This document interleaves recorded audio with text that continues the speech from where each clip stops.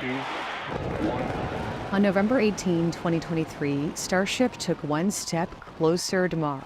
We have liftoff. One day, Elon Musk expects the most powerful rocket ever to carry 100 people to the Red Planet. Unlike the first test flight in April, this flight achieved a milestone. Starship fired its engines before detaching from the super heavy booster. Stage separation. Boost bank startup. This complicated maneuver didn't happen previously, as a fuel leak led to a fire in the booster, damaging most of its 33 engines. Starship veered off course, and the team had to destroy it over water for safety reasons. And remember the damage to the launch pad last time? This time, SpaceX reinforced the launch pad with a steel plate cooled by 260,000 gallons of water. The plan was to lift off from Starbase in Boca Chica, Texas, with the booster splashing down close to shore while Starship soared before landing in the Pacific Ocean near Hawaii. However, as Elon is aware, not everything goes according to plans. As you can see, the Super Heavy booster has just experienced a rapid, unscheduled disassembly. The booster exploded in spectacular fashion after separating from Starship, which is believed to have self-destructed after the team lost contact with it 10 minutes in. SpaceX says the lessons learned from this flight will help improve Starship's reliability. After all, it took the Falcon 1 4 tries before it reached orbit and saved the company from impending death. SpaceX even compiled a video showing all of its failed attempts to land its orbital boosters. If Mars were not the eventual target, Elon would not need such a large rocket that towers over the SLS and the Saturn V that took us to the moon. It's more than twice the thrust of a Saturn V. That's the largest rocket ever to get to orbit. He had already achieved remarkable success with the Falcon 9, which has become the world's most reliable rocket, regularly transporting crew and cargo to the ISS, a lucrative business. But wealth was never the endgame, as Elon expressed in his biography written by Walter Isaacson. I could have made a lot of money, but I could not have made life multiplanetary. The Falcon 9 is not big enough or powerful enough to go all the way to Mars. Not even its larger sibling, the Falcon Heavy, can do that. The Falcons are also not fully reusable. While the first stage returns to Earth and the payload fairings are fished out of the sea, the second stage is not recovered. Starship is designed as a fully reusable rocket, essential for long-duration missions, a capability enhanced by its stainless steel construction, like the kind used on the Cybertruck. Elon fell in love with stainless steel a few years back, joking to his team, "Stainless steel and I should go get a room somewhere." Starship was originally supposed to be made out of carbon fiber. However, the carbon fiber sheets were expensive and not up to the job. Even the specialized expertise that went into them could not prevent issues like developing wrinkles. Elon knew that if they went the carbon fiber route, this extrapolates to death. "I'll never be able to get to Mars," he told Isaacson. So, inspired by the earliest Atlas rockets that took the first Americans to orbit, he opted for stainless steel. It was an odd move, according to his executive team, because stainless steel is heavier than carbon fiber. But Elon looked at the situation differently. The high melting point of stainless steel eliminated the need for as many heat shields to protect Starship as it re-enters the atmosphere, where temperatures can soar as high as 1,500 degrees Celsius or 2,700 degrees Fahrenheit. Fewer heat shields mean the overall weight is reduced.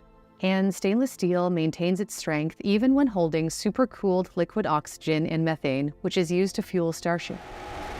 The first prototype of Starship was the Starhopper, which had retractable legs to test how it could land when it returns to Earth. However, Elon has since decided to try to catch Starship, both the ship and the booster, with a tower that holds the rocket on the launch pad. The SpaceX team was once again nervous at such a bold proposal. What happens if the catch fails and destroys the launch tower and the next flight is delayed? When someone on X asked why not just use the landing legs for the booster, Elon replied, "Legs would certainly work, but best part is no part. Best step is no step," highlighting his preference for reducing complexity to bring down costs and make space travel more affordable. He's applied the same principle to the design of the Raptor engines that power Starship. He wanted to lower the cost of a single engine prototype from $2 million to $200,000.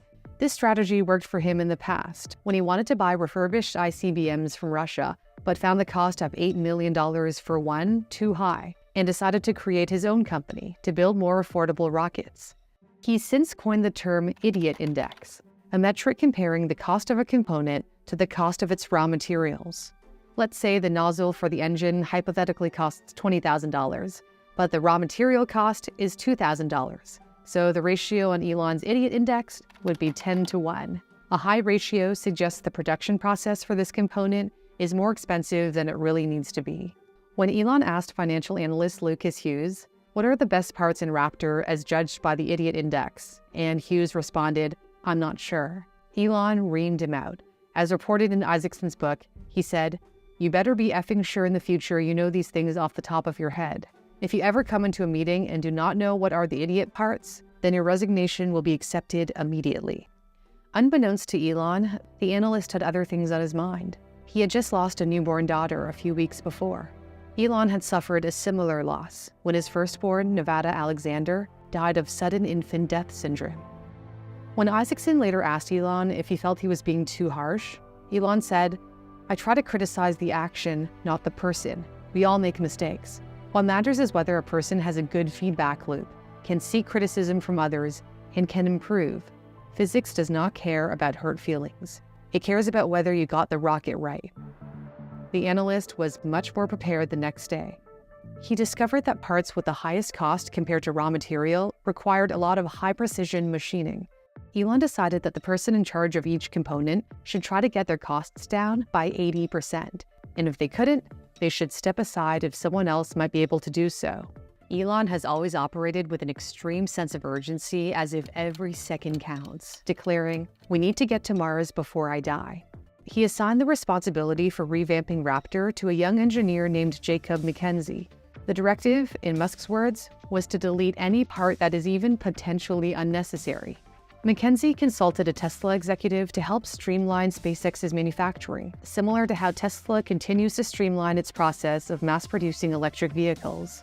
The result is that version 2 of the Raptor engine removed many of the intricate plumbing components and looked much simpler. V1 looks like kind of like a Christmas tree spaghetti pile. A lot of fiddly bits. Raptor 2 costs about half as much as Raptor 1, despite having much more thrust.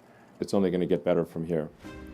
Elon's hands-on approach is embodied by his choice to live just a mile away from Starbase. Despite being the richest person in the world, he resides in a 2-bedroom house where caffeine-free Diet Cokes are common, as are midnight meetings with the Starship team. Living and breathing the mission to make life multiplanetary. Building the most advanced rockets in the world would not be possible without the hard work of brilliant engineers. If you've been inspired by Elon and the team at SpaceX and want to brush up on your skills in math, computer science, and data science, I highly recommend Brilliant, a website and app where you can learn interactively.